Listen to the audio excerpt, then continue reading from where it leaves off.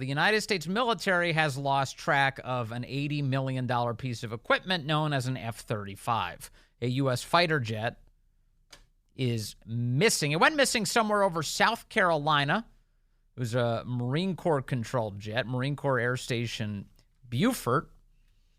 Joint Base Charleston is an air base in North Charleston, said it was working with Marine Corps Air Station Beaufort to locate an F-35 that was involved in a mishap Sunday afternoon. According to NBC's report, the pilot was able to safely eject from the aircraft, which is an F-35B Lightning II jet, and was taken to a local medical center in stable condition, they said in a Facebook post yesterday.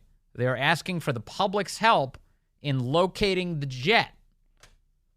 What is happening here? Let's bring in a guy who's got plenty of time in the air on behalf of the United States military.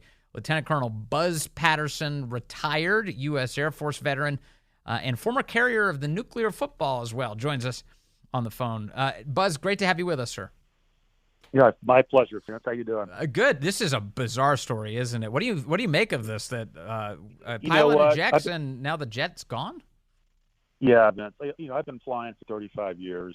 20 years in the Air Force, and then 16 commercially. And I can't imagine, this has never happened in my lifetime. I can't imagine, and I'm also very familiar with that area. I was stationed at Charleston, Joint Base Charleston, back in those days, Charleston Air Force Base, for 5 years back in the 80s. So I know the terrain. I know the lakes that they're possibly looking at, Lake Moultrie and Lake Marion, are just north of the Air Force Base there. And it was a Marine jet out of Beaufort and doing a training with another Marine jet. So here, I have never seen or heard of an ejection procedure where the other jet in the formation, there were two F-35s, didn't track the aircraft all the way down to the ground. So normally they make sure that their buddy's okay, and then they press on and stay behind the other airplane until it crashes. So I don't know what the Marine Corps policies are, but that's what we do in the Air Force. So the normal procedure would be that the second jet would follow the plane as it goes down. That's exactly right. You stay in touch with it. You try to make sure it doesn't hit any populated areas or, God forbid, cities or towns. So that's why the wingman, or in this case the lead, I think, that ended up being the guy that survived. So he should have followed the other jet all the way to completion. So strange. And there's not a lot of gas on those jets, so I can't imagine that it would have gone very far. But in today's day and age, Vince, those airplanes have transponders on them that talk to the ground. They're talking to the FAA constantly. The FAA is watching it on radar constantly. Yes. You just can't disappear like that. I've never heard this kind of thing happening before. It's amazing, isn't it? So, and my impression, sir, is that these jets are some of the most advanced technology that humanity's ever come up with. Like I almost think that it'd be possible to fly this thing remotely. It's that technologically advanced. How different are these jets from anything else we've ever seen? Well, they're the best, the state of the art right now. I've never flown the F-35. I'd love to. But I flew earlier versions of jets that we didn't have quite the technology we do today.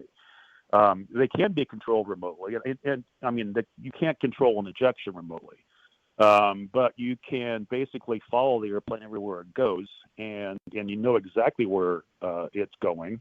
You should, in any way. And the other thing I think is really shocking, Vince, is the fact that the Marine Corps just came out today, and they're going to have a international stand down for 2 days. Yes. So there's going to be no flying whatsoever for the Marine Corps the next 2 days. That is highly unusual in and of itself. So something's going on below the surface here. It's not just a case of a missing jet. I think something else is happening. I don't want to speculate, but there's no way in my mind we don't know where that airplane went. So the report here: all Marine Corps aircraft inside and outside the United States were grounded today. After the disappearance of that F-35, according to an order issued by General Eric Smith. He's the acting commandant of the Marine Corps. Marine aircraft deployed abroad or with imminent missions can delay the order briefly, but are expected to stand down for 2 days this week. The Pentagon saying in a statement that the pause in operations will allow units, quote, to discuss aviation safety matters and best practices. Marine leadership will use the stand down, quote, to ensure the service is maintaining operational standardization of combat-ready aircraft with well-prepared pilots and cruise. I mean, we've seen incidents before where very expensive machinery crashes. I'm thinking of the Osprey. The Osprey has had a number of training accidents and a number of deaths associated with it. They don't normally give a stand down to the entire Marine Corps, though. They don't. That's the thing that's really peculiar, because I mean, I can see them doing a stand down on the F-35. I mean, if they believe there was some kind of maintenance malfunction or there's some kind of system problem that they had, previously not diagnosed, I can see them putting the F-35s on stand now. But the entire Marine Corps aviation fleet, that is highly unusual. And I mean, this is a conversation for another day. But if it is training and if it is maintenance on these jets, then we're talking about the damage that's been done to our Pentagon and our military politically over the last few years. And that's a whole other conversation. But, if the Marine Corps is having a training issue or a maintenance issue, it's going to go right back to the Pentagon, and the priorities that, in my opinion, in my estimation, we have chosen are not the priorities we should be choosing for a healthy U.S. military. Well, it also seems that my impression has always been that in aviation, safety is everything. I feel like you can't take off in an airplane if one of the tray tables don't work. They're like, well, we got to stay here on the tarmac for half an hour until that tray table gets fixed. And you're like, really? We're drilled down all the way to the tray tables? Probably not the tray tables, but the idea is that safety seems paramount in all of this. Buzz Patterson, can you talk about what it's like to be a military pilot and how much that's drilled into your head? Oh, it's everything. I mean, that's why you train. I mean, the training that's what these guys were doing. They were training. The training is extensive, and the standards are typically, in my experience, have been very, very high for U.S. military aviation across all the services, not just Air Force or Marines, but also the Army and the Navy.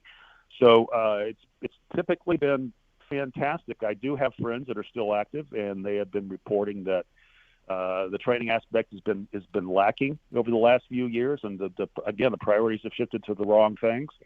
So if we do find out that this was in fact a training issue, and I hope it's nothing more than that. I just hope that they do find the jet eventually, and that the pilot that punched is okay. Yeah, apparently he is, and that the Marine Corps can get down to the bottom of this, but. Other than that, there's been a lot of nefarious reports about the airplane making it all the way to Havana. That's entirely not feasible. There's not enough gas in the airplane to get that far south. So, interesting.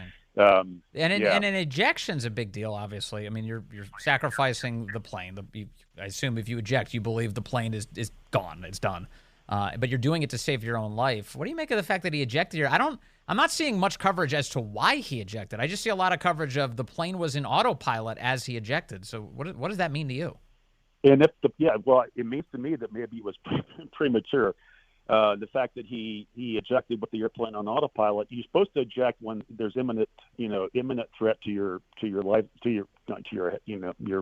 your life. Yes. And if he ejected and the airplane kept flying, he might have ejected prematurely. I mean, we're also assuming it's a he. It might have been a she or sure. or whatever. Right. But I'm just going to go ahead and assume he.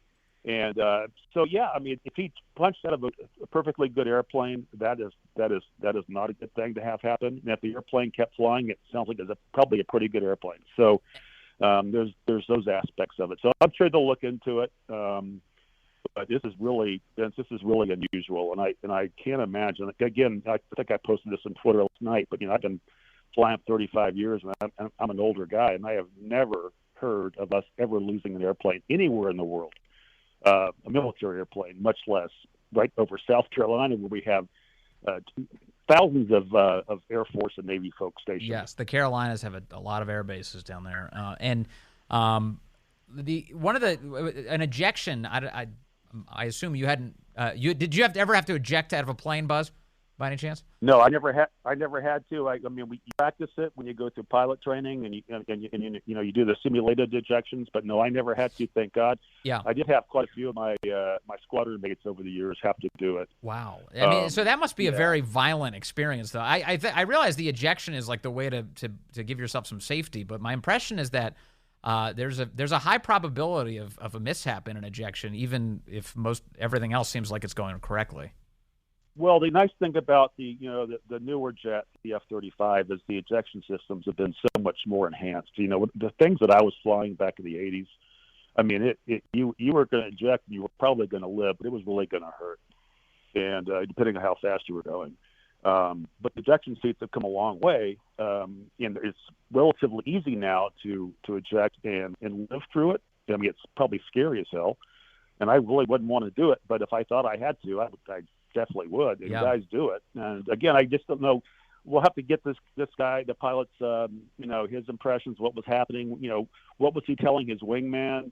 What was the emergency that caused him to want to leave the airplane? Right. And that'll probably get to what really actually happened. By the way, I was just sent a link, and this may help explain why the Marine Corps is doing a service-wide stand down at the moment on flights, because it was just a couple weeks ago that at least 3 Marines were killed in an Osprey crash in Australia. So there's been a series of accidents in just the last few weeks where people were killed, or in this case, a Marine was able to eject and survive that experience, but they lost the jet. But I would guess at this moment that senior leaders in the Marine Corps are suddenly a bit panicked about all of these flight mishaps. Yeah, they should be probably, and again, I think it's going to go to training or the lack thereof, and also potentially maintenance on the airplanes. And as a pilot, the guys that get in a cockpit are 100% dependent on the guys that are turning the wrenches on the airplanes on the ground. And you always expect and pray that you're going to have 100% functional airplane, and sometimes you don't get that. Yeah. So there could be some more to this than meets the eye. Yeah, I'm sure that's the case. Buzz Patterson, thank you very much. Retired Lieutenant Colonel in the United States Air Force, pilot. He's done it all. Thank you, sir. Very much appreciate your analysis today.